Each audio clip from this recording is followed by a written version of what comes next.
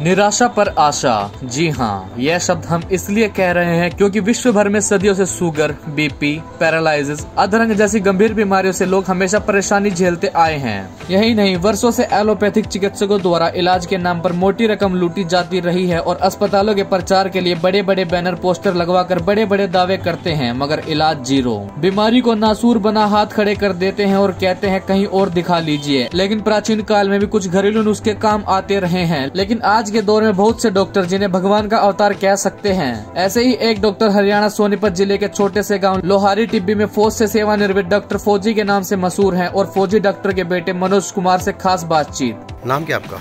राजेंद्र सिंह जी। कहाँ से है राजेंद्र जी? मैं डिस्ट्रिक्ट जींद से आया हूँ, मालसरीखेड़ा मेरा गाँव है। क्या बीमारी है आपको? मेरी मिसेज को मेरे को कमर में दर्द था और दर्द भी इस हद तक था कि सांस भी नहीं लिया जाता। सांस लेते जब भी कमर में दर्द होता था और मेरी मिसेज तो मतलब लाचार हो गई थी, उसको बाथरूम कराने के लिए ले जाना पड़ता था। तो एक दो बार और हॉस्पिटलों में दिखाई, किसी ने कुछ बोला, किसी ने कुछ बोला, MRI कर दी, टेस्ट कर दिए, काफ़ी पैसे खराब भी करे हमने, काफ़ी समय भी खराब कराया। तो पर किसी ने बताया भी वहाँ इस गांव में डॉक्टर साहब हैं, लोहारी टिब्बा में जो डॉक्टर साहब हैं वहाँ दिखाओ आप। मेरे गांव से 1-2 मरीज ज़्यादा पहले। तो फिर हम यहाँ आए। तो आने के बाद डॉक्टर साहब को हमने रिपोर्टें दिखाई हमारी, और डॉक्टर साहब ने कहा भी देखो मामला ज़्यादा है, इनकी ना रीढ़ की हड्डी के अंदर नसें दबकर पिचकी हुई हैं और ऑपरेशन तो सक्सेस नहीं होगा, इसके लिए रेयर केस में ही सक्सेस होता है, तो इसके लिए हम मेडिसिन देते हैं। तो डॉक्टर साहब ने पहली बार 1 हफ्ता ही दवाई दी थी। 1 हफ्ता ही दवाई में काफ़ी राहत मिली। अब आपको कितना आराम है? अब 95 पैसे आराम हो गया हमारा। हम लगभग कितना पैसा लग गया अब आपका?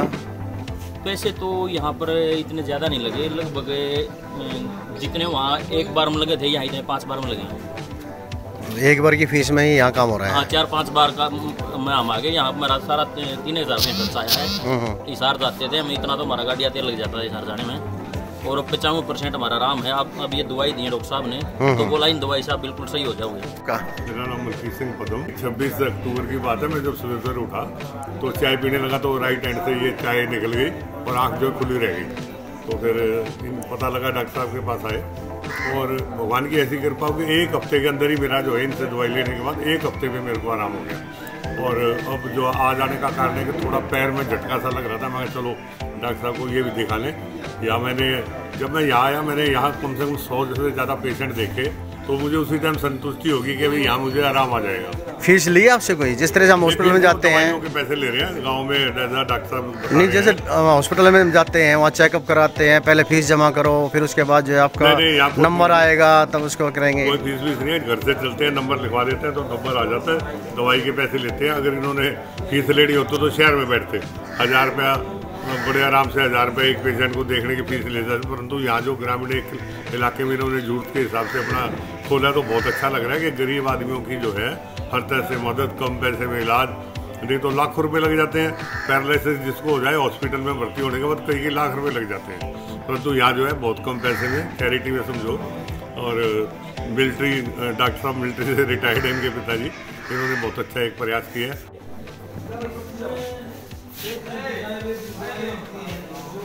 क्या नाम आपका? डॉक्टर विजय शर्मा। कहाँ से हैं डॉक्टर साहब?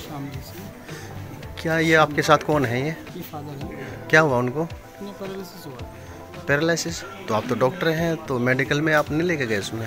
नहीं, बस किसी ने यहाँ का बताया तो यहाँ भी दिखा लेते हैं। तो वैसे आपने दिखाया, बाहर भी दिखाया होगा? नहीं, अभी नहीं दिखाया, फर्स्ट टाइम आया। पहले बार यहीं आए हैं, तो इससे पहले और कहीं भी इलाज नहीं कराया आपने? कराया था 1-2 जगह, ठीक थे, दोबारा हुआ है। तो उससे कुछ ज़्यादा राहत नहीं मिल रही थी? बेटर थे, दोबारा हुई है। जैसे सर्दी बढ़ती है ना, तो इसमें समस्या बढ़ ही जाती है।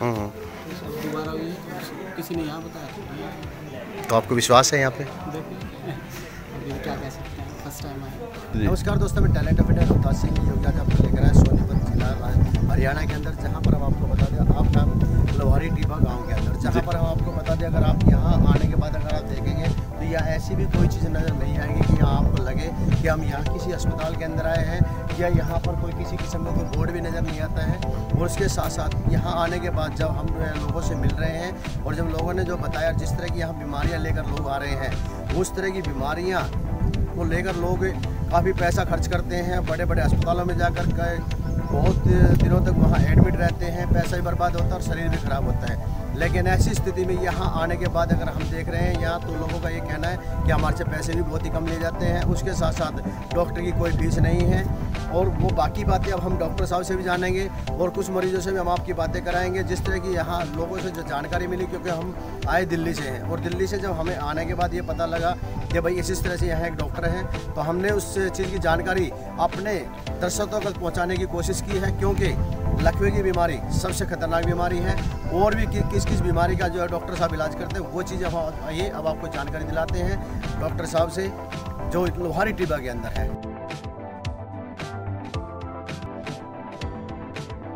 नाम क्या है आपका? डॉक्टर मनोज कुमार। मनोज जी, काफ़ी नाम सुना है और हम दिल्ली से चले आ रहे हैं, आपकी बात जो सुन रहे हैं लोगों जिस तरह से कि आप इलाज बहुत अच्छा कर रहे हैं, तो जानकारी लेना चाहेंगे जहाँ जो पेशेंट आते हैं, किस किस तरह के पेशेंट आ रहे हैं, कैसे कैसे आप इलाज कर रहे हैं उनका, और आने के बाद आप किस तरह से सबसे पहले ट्रीटमेंट शुरू करते हैं या पर्ची बनाते हैं या फीस वगैरह क्या कुछ है आपकी, कुछ हमारे दर्शकों को बताइए आप। नहीं, फीस वगैरह तो हमारी नहीं होती कुछ। जैसे पेशेंट आता, हमारी स्पेशलिटी है पैरालाइज की, बेल्स पाल्सी की, उसके लिए अगर पेशेंट अपना टेस्ट वगैरह करा के आया है तो उसी के अकॉर्डिंग दे देते हैं।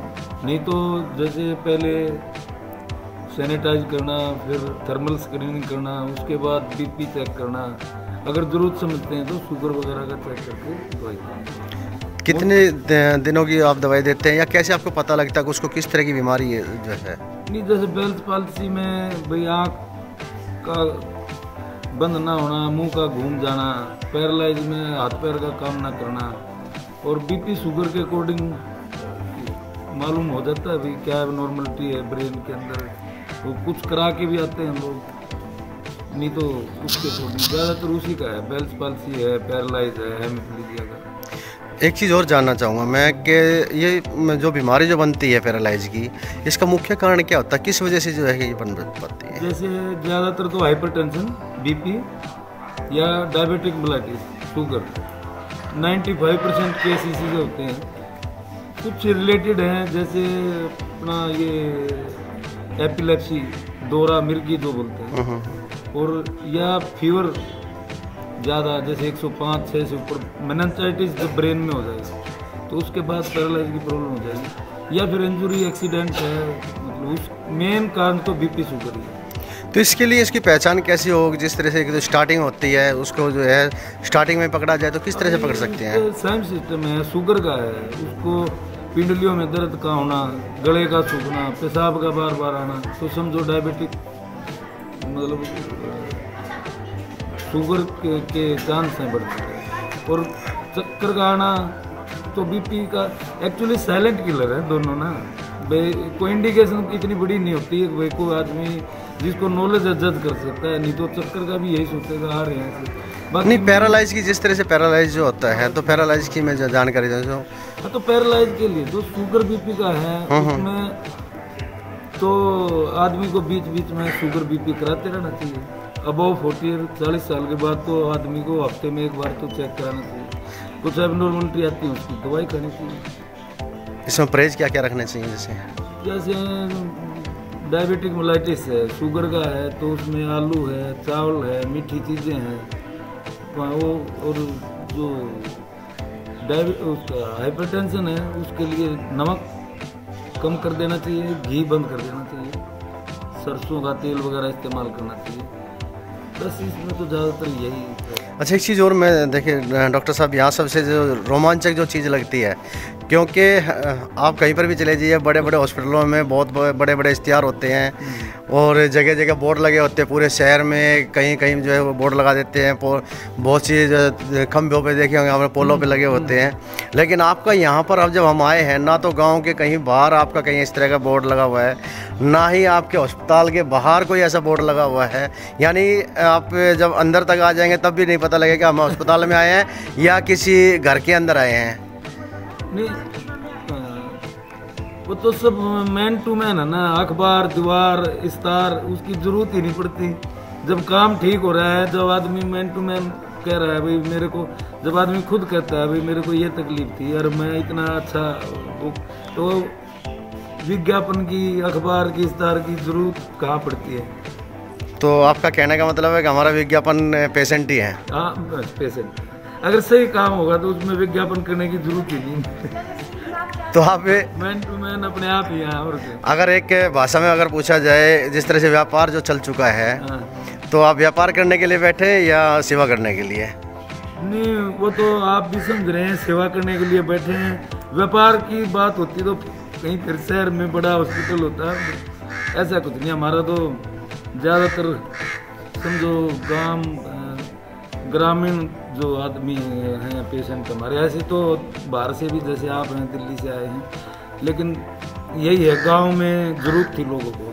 नमस्कार दोस्तों, मैं टैलेंट रोहतास सिंह योगी आज आपको लेकर आया है सोनीपत जिला हरियाणा लोहारी टिब्बा के अंदर, जहाँ पर हम आपको बता दें अभी हमारी बात हुई डॉक्टर साहब से, और जिस तरह से अगर यहाँ का माहौल अगर आप देखेंगे तो यहाँ आपको कुछ भी ऐसा नहीं लगेगा जैसे हॉस्पिटल में होता है। लेकिन यहाँ के जो जिस तरह से लोगों ने बताया है, इलाज जो करने वाली बातें हैं, अभी आप देख रहे हैं यहाँ बुजुर्ग जो है एक लेटे हुए हैं जो बिल्कुल पैरालाइज है, और उनके बेटे स्वयं ही डॉक्टर हैं।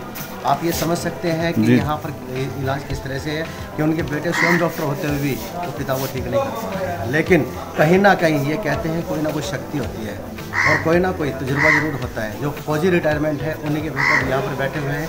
अब उनका बेटा प्रैक्टिस कर कर वो वापस आपको बता दें, जैसे यहाँ पर हर तरह के जो है रूम बनाए गए हैं उनको इंजेक्शन देने के लिए और दवाइयाँ देने के लिए, यहाँ हर चीज़ का यहाँ प्रबंध किया गया है। उसके साथ साथ अगर यहाँ पर कोई पैरालाइज या किसी के वो है या जो पेशेंट के साथ आने वाले व्यक्ति हैं, अगर उनको सुलभ शौचालय की आवश्यकता है तो उसका भी यहाँ प्रबंध किया गया है। मैं आपको कहूँगा जरा कैमरामैन से दिखाए इधर, क्योंकि सबसे पहली चीज़ जरूरी यही होती है, क्योंकि इस तरह के जो पेशेंट होते हैं उनको शौचालय की बहुत ही ज़्यादा ज़रूरत पड़ती है। तो उसका प्रबंध यहाँ डॉक्टर साहब ने पहले ही 3-4 जो शौचालय यहाँ बनाए गए हैं। उसके साथ साथ यहाँ बैठने के लिए बेंच और स्टूल वगैरह जो सारी चीज़ें हैं। तो ये एक सबसे बड़ी बात कहेंगे कि यहाँ जो जन सेवा के लिए जो किया जा रहा कार्य है, ये वाकई में काबिल तारीफ़ है, और इसके लिए हम टैलेंट ऑफ इंडिया की तरफ से डॉक्टर साहब को बार बार धन्यवाद करें। Talent of India Rohtas Singh Yogi.